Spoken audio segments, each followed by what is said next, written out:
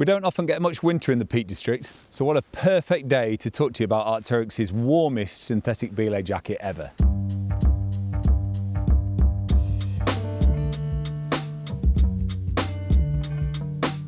So thank goodness it is so cold today, because I actually tried walking in this beast and I'm absolutely boiling. It was about -4 at the car park and I am more than warm enough in this beauty. This is the Nuclei SV. So you probably already know Arc'teryx do a huge range of jackets from shells and down jackets and everything. They also do a really good selection of synthetic jackets from breathable things like the Proton, which I love, the all-rounders like the Atom, and of course they do the Nuclei range, which is their warmest jackets going. They do the FL, which we do in summer, and they've now got the new SV, which is a perfect winter jacket. So if you didn't know, in Arc'teryx's range, if they call it FL or something like SL, that stands for fast and light or super light. This is the SV because it stands for severe, so this is for severe conditions. I mean, I wouldn't call it that today, but it's certainly cold. So firstly, I'll just describe what this is for. This is for belaying. This is for ice climbing, winter climbing, all that sort of thing. You don't have to be climbing, but you just want protection from the elements when it's really cold and often damp as well, which is why I think it's such a great UK jacket. I've used it winter climbing on the belays this year and it's been absolutely amazing. Easily the warmest and most protective belay jacket I've ever used. So like I briefly mentioned before, they do a huge range Arc'teryx, so the Atom, the Proton, all that sort of thing. Basically, Proton really breathable, Atom good all-rounder, still quite warm, Nuclei, don't move in it, okay? So basically this is for standing still, getting on the belay. If you're into winter photography, anything like that, stood around, this traps all your hot air in, really, really, really warm. It says it's a bit breathable, but I don't think that's what it's been designed for. This is designed to trap any body heat you are still creating in and keep you really toasty warm in those severe conditions. So I know we've talked about it many, many times before, but a quick overview. Again, I wouldn't use down jackets in Scotland or not often in the UK in general, because down, even though it's really lofty and really warm, packs up small, blah, blah, blah, blah.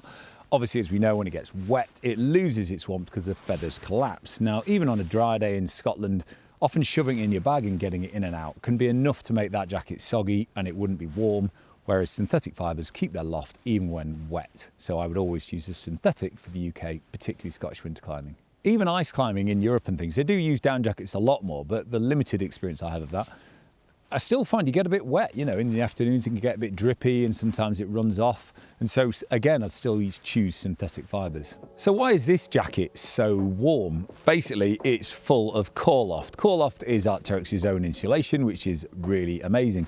It's got 190 grams per square metre of Coreloft throughout all the core. So it's like the body and the back and everything like that. And they do 90 grams sort of under the arms and in the hood. So it's quite cleverly mapped. So you get really, really warm and toasty. You don't feel totally Michelin Man-esque, and you can move a bit. And like fits where your armpits like get sweaty and things. They're a little bit thinner, so it's not too hot there. So it's a really good distribution. I don't feel cluttered, yet I feel really warm. Now, probably the most exciting thing about this jacket, I think, is actually, well, the insulation's amazing, but the outer face fabric just feels awesome. You pick it up and it feels like crispy and solid, and you just know that means it's extra, extra durable. It's not classed as waterproof, but it certainly feels one of the most waterproof and water-resistant jackets I've used of this type. And how they've achieved that is by having this 20 denier, really durable face fabric. Now, 20 denier is not super burly. Often brands use heavier weight face fabrics than that to get their durability. Arc'teryx have done that by using this sort of Dyneema ripstop they've got on there, but it's actually apparently a liquid crystal polymer ripstop. I'm no scientist, I don't really know quite what that means, but I've used it in things like the Alpha jacket, and it's really durable and super, super light. So that works really well on a jacket like this. They call this amazing face fabric Hadron, and I hope they use it in more things as well, because I just think it's absolutely amazing. It's also covered in an acrylic coating, which helps with that water repellency, and that makes it really, really durable, so it'll stay on there for quite a while. So this lining is really amazing as well. That's because it's soft, it's durable, it feels nice against the skin if you're ever doing that, but it slides on well as a layering system. But also being a little bit more breathable in the outer is great. Why do I want it to be breathable? That's because I want the hot air I'm creating to get into the insulation, into the Coreloft, and then be trapped by the outer. So the warmth I've made is in the insulation, keeping me nice and warm. We don't want it to escape, but we do want it to get in there and keep me nice and warm. So before I forget, because I often do, I'm wearing a large. I'm 6'4", I'm about 90 kilograms, and this is a large. If I was wearing it day-to-day life, I could probably get away with a medium, but I want to wear this over a harness, another mid-layer, a shell, so that fits me nicely. If you're looking to wear it in more casual things, which you don't always have to be climbing in this, then maybe size down. So I'll go into the features. Now there aren't that many features, which is one of the reasons this jacket is quite light for something so beefy. The cuffs. A lot of Belay jackets have big Velcro tabs on their cuffs, which work really well, but they don't feel that lovely when you're not wearing gloves. So this has got elasticated cuffs, which I think have got enough give in there to push a glove through it, but also they feel really, really nice when you're not wearing gloves, really plush. Externally on the front is pretty simple, 2 big hand warmer pockets and a chest pocket here as well. The hand pockets are really nice because once you put your hands in there, there's a little fleece lining on the outer, which just feels really nice and cozy. These pockets are all fairly sizable, so I think you could get a map in there if you need, but you'll certainly be able to shove gloves, hats, things like that in there as well. Inside the jacket is one of my favourite features, which nearly all Belay jackets should do. It's got 2 big dump pockets. That's where you want to put your gloves, your hats. You also want to put rock shoes if you're out bouldering and it's freezing. You can warm them up in there. It's just brilliant. Some people put water bottles in there to stop them freezing if you're on a really high peak. So everything should have that, and they've got it. The hood, of course, is amazing. So it's got that 90 grams of Coreloft in there, which is a bit thinner than the body. It means it does go up and doesn't feel too chunky. But it's got the brilliant Arc'teryx double pull cords. So one to grab your head, which is perfect if you're wearing a helmet. But if you're not wearing a helmet, it's got that secondary one, which pulls it down so it stops it falling over your eyes. Because these helmet hoods are brilliant. But even though they might be snug, they can still fall over your eyes if the neck's too long. So Arc'teryx always figure that out. And of course, it's got the 2 front pull cords, which is brilliant to snug everything in for the really bad weather. It's got double pull cords at the hem as well. So again, if you're not wearing a harness, you want to keep it nice and snug and trap your hot air in, you can close that right up. And of course, it's got the brilliant 2-way zip, which is really needed in a long jacket like that when you're belaying. Another feature which I think is brilliant is the way it packs away. So many jackets like this fold into their own pocket and you've got to pull the little zip.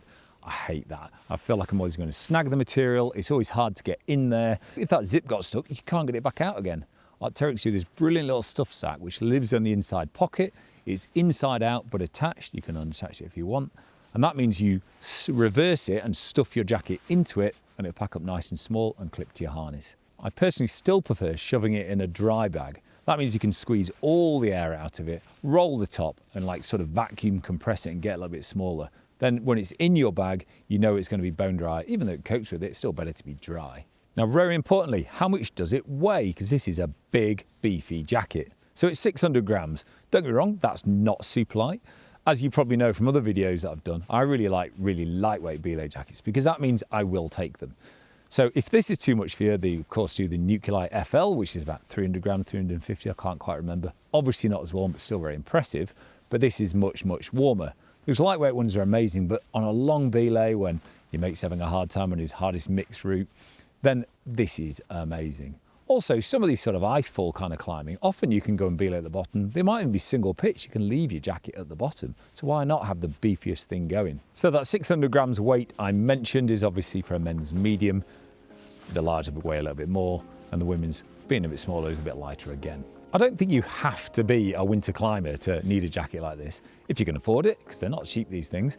When you're climbing in the Peak District and things like that, when you're belaying or bouldering on a freezing cold day like today, it's nothing nicer than wearing a jacket like this. So like I've already mentioned, 600 grams is not the lightest on the market, it's certainly not the heaviest, but I think it is one of the lightest for the amount of insulation they've got in there. But also, the pack size I think is really, really impressive when you get it squeezed up. I've compared it against some of the others, which I don't think are as warm as this, and it packs down smaller than those.